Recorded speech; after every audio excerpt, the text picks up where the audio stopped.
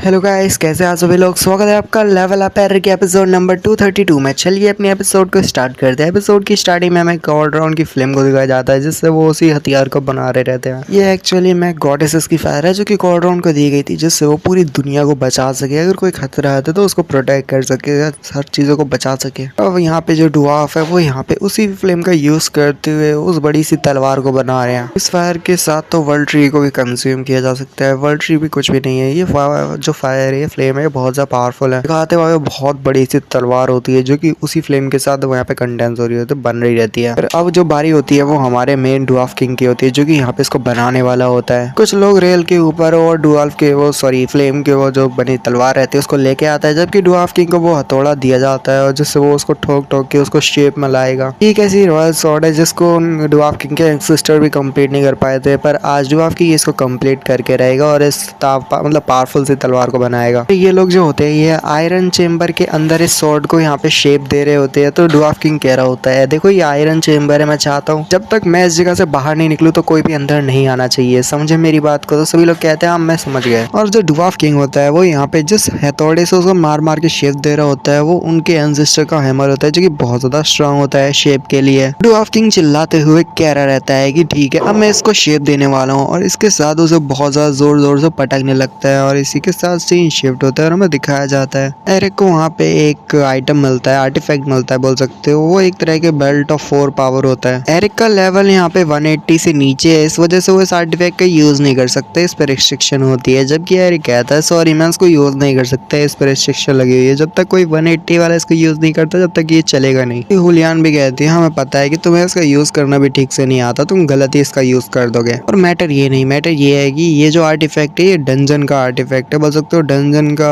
Core है। अगर हम इसको हटा देते हैं तो इसका मतलब है कि हम डंजन को क्लोज करने वाले हैं। कि यहाँ पे एरिक कहता है हाँ तुमने ठीक कहा, अगर ऐसी बात है तो लगता है जब हम डंजन को क्लोज करेंगे तो लगता है हम जैसे बाहर पहुंच जाएंगे। हुलियन कहती है ये कैसा हंटर है जो कि बेसिक्स को ही भूल गया। तो तुम हंटर के बेसिक्स को भूल गए जब कोई डंजन को क्लोज करता है तो फिर क्या होता है। एरिक कहता है अरे वो मैं डंजन में गया नहीं हूँ ना, तो बहुत ज्यादा ही टाइम हो चुका है। और ऐसा लगता है इसके साथ और इसकी हेल्प के साथ ज़ेनोविया के बैरर को हम यहाँ पे तोड़ सकते हैं और दूसरी तरफ पहुंच सकते हैं, अंडर कर सकते हैं। इसे इंतजार करने की कब डुआफ किंग अपनी जो स्वॉर्ड है वो बना के रेडी करता है। हुलियन कहती है पर अगर हम इस मेथड का यूज करेंगे तो लगता है ज़ेनोविया हमको ढूंढ लेगी, जो कि बहुत ज्यादा दिक्कत हो जाएगी। और ऐसा होगा तो पीछे मुड़ने का कोई भी रास्ता नहीं होगा। ठीक है एरिक, अगर इसको हम गैरहान को भी दे देंगे तब भी ऐसा कुछ नहीं होगा। ऐसा भी हो सकता है कि तुम्हें ज़ेनोविया और गैरहान दोनों का एक साथ इकट्ठे सामना करना पड़े। अगर ऐसा होगा तो तुम लगता नहीं कि उन दोनों का सामना एक साथ कर पाओगे, कि वो दोनों ही बहुत ज्यादा पावरफुल है। हे एरिक तुम क्या सोचते हो। जबकि एरिक से वो चिल्लाई कहती है कि एरिक कहाँ खो गए, मेरी बात सुन भी रही हो कि नहीं। जबकि एरिक कहता है मुझे को लगता है हमारी जो लोकेशन है वो डिस्कवर कर ली गई है। उसके बाद दिखाते हैं दूसरी तरफ का सीन जहाँ पे एक पोर्टल खुलता है और वो डुआफ किंग के एरिया का ही होता है। डुआफ किंग वहाँ पे मतलब डुआफ किंग के छोटे छोटे डुआफ होते हैं, वो उस पोर्टल को बंद करने की और उसे रोकने की कोशिश कर रहे होते हैं। वहाँ से बहुत सारे एंजल्स आ रहे होते हैं अटैक करने के लिए। तो सभी लोग कहते हैं देखो एंजल अटैक कर रहे हैं। सभी लोग बंदूक लेके रेडी होते हैं और हमला कर रहे होते हैं और कहते हैं कि उनको अंदर मत आने दो, उन्हें एंटर मत करने दो। आयरन चेम्बर के पास अगर वो पहुंच गए तो ये दिक्कत हो जाएगी, उन्हें आयरन चेम्बर के अंदर जाने से रोको। डुआफ किंग भी आयरन चेम्बर के अंदर स्वॉर्ड कंप्लीट करने की कोशिश कर रहा है, जबकि एंजल भी उसी तरह के उसी जगह पे अटैक कर रहे होते हैं। वो एंजल बहुत ज्यादा स्ट्रांग होते हैं, डायरेक्ट हिट करते हैं, जबकि डुआफ जो होते हैं शील्ड बना के रखते हैं और लॉन्ग रेंज से एक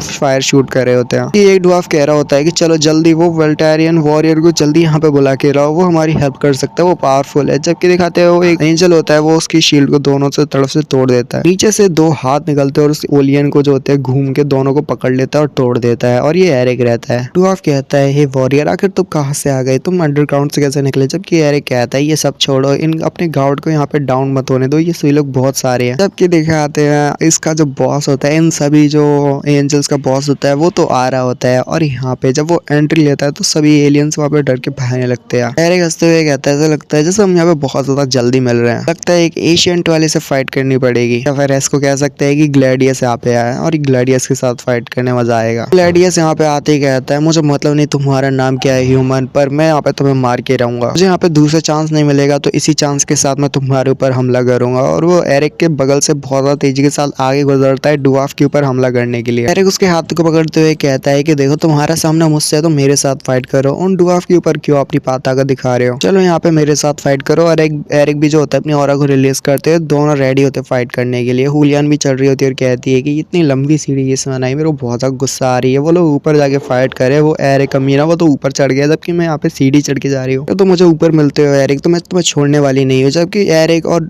जो ग्लूटियस होते हैं दोनों ही नीचे की तरफ आ रहे होते हैं फाइट करते हुए। हुलियन चिल्लाई कहती है, सीरियसली तुम दोनों फिर से नीचे जा रहे हो? जबकि दिखाते हैं वो दोनों नीचे की तरफ जा रहे होते हैं, नीचे अंडरग्राउंड में। तो यहाँ पे वो दोनों एक दूसरे के ऊपर हमला कर रहे रहते हैं। ग्लैडियस के ऊपर जब एरिक के पंच पड़ रहे होते हैं जो कि ऑरा से बिल्कुल कवर होते हैं, तो ग्लैडियस भी उसको रोकने बहुत ज़्यादा मुश्किल हो रही होती है और वो सोच रहा होता है और कह रहा होता है, मतलब एरिक से कह रहा होता है तो तुम्हारी स्ट्रेंथ जो है वो पहले से इंप्रूव हुई है, लगता है जैसे तुमने वाकई में उस डिवाइन बीस्ट को डिवावर कर लिया है। ये तो वाकई में सच है, लगता नहीं पर ये भी काफी है मेरे को हराने के लिए। तो तुम्हें अपनी थोड़ी और स्ट्रेंथ का यूज करना चाहिए। चलो ह्यूमन अपनी पूरी पावर को रिलीज करो। इसके बाद जो वो ग्लैडियस होता है अपनी पावर को रिलीज करते हुए सामने की तरफ यहाँ पे एम करता है, पर जो हमारा एरिक होता है उसको दोनों हाथों से पकड़ लेता है, उसकी मुंडी को नीचे लाके बड़ा सा एक गड्ढा बन जाता है। जब एरिक ग्लैडियस को मुंडी से पकड़ के नीचे की तरफ धमकता है तो यहाँ पे दिखाते हैं ग्लैडियस को बहुत ज्यादा दर्द होता है और कहता है, हे ह्यूमन ये कैसी चालों का तुम इस्तेमाल कर रहे हो? मैंने कहा था मेरे साथ खेलना बंद करो और सीरियसली फाइट करो। ग्लैडियस ने अपने दोनों पंख के जो होते हैं उसको, वो जो पैन है नुकीले होते हैं, उसको यहाँ पे घुसेड़ दिया होता है और एरिक के बहुत ज्यादा ब्लड लॉस हो गया होता है पेट से। पर दिखाते हैं ग्लैडियस भी कम नहीं और वो भी दूसरी तरफ से साइड हटते हुए यहाँ पे कहता है क्रॉस इम्पैक्ट, और साथ ही वो कहता है सीरियसली ये बच्चा बहुत ज्यादा बेकार खेल रहा है। क्रॉस इम्पैक्ट कहते हुए जब एरिक के ऊपर हमला करता है, वो क्रॉस इम्पैक्ट की पावर बहुत ज्यादा होती है, यहाँ तक कि सामने एक बड़ा सा क्रॉस टाइप का वो बन जाता है। और ग्लैडियस कहता है कि ये खेलना बंद करो और वार्म अप हो गया हो तो चलो सीरियसली फाइट करो। तो वो भी सोच रहा होता है कि इस लड़के के और इस ह्यूमन के पावर जो है वो बहुत ज्यादा है, वैसे ये दिखा नहीं रहा और ये सीरियसली खेल ही नहीं रहा, मुझे लग रहा है जैसे वार्म अप कर रहा है। जबकि सामने से दिखाते हैं अब यहाँ पे जो एरिक होता है वो रेडी होता है रियल फाइट को चालू करने के लिए और यहाँ पे बड़ी पावर जो होती है उसका ऑरा रिलीज होता है। सामने वाला ग्लैडियस भी काफी ज्यादा खुश होता है और कहता है कि अब लगता है सीरियस फाइट चालू होने वाली है। जबकि एरिक भी अपने आप को साफ करता है और दोनों हाथों में वही ग्लव्स को चढ़ा लेता है और एरिक कह रहा होता है, तुमने कहा मैं तुमसे सीरियसली फाइट करूं, पर जरा देखो तुमने यहाँ पे क्या किया। तुम यहाँ पे ठीक से फाइट तो कर नहीं रहे, जबकि तुम तो यहाँ पे मेरे को नुकसान नहीं पहुंचा पाए और कह रहे हो कि मैं यहाँ पे सीरियसली फाइट नहीं कर रहा। अगर ये तुम्हारा बेस्ट था तो अपनी पावर को थोड़ा और बढ़ाओ और फिर जाके मेरे साथ फाइट करो। और इसी के साथ ही वाला एपिसोड यहीं पे खत्म हो जाता है। लाइक कर रहा हूँ, मिलता है वीडियो में। Bye bye.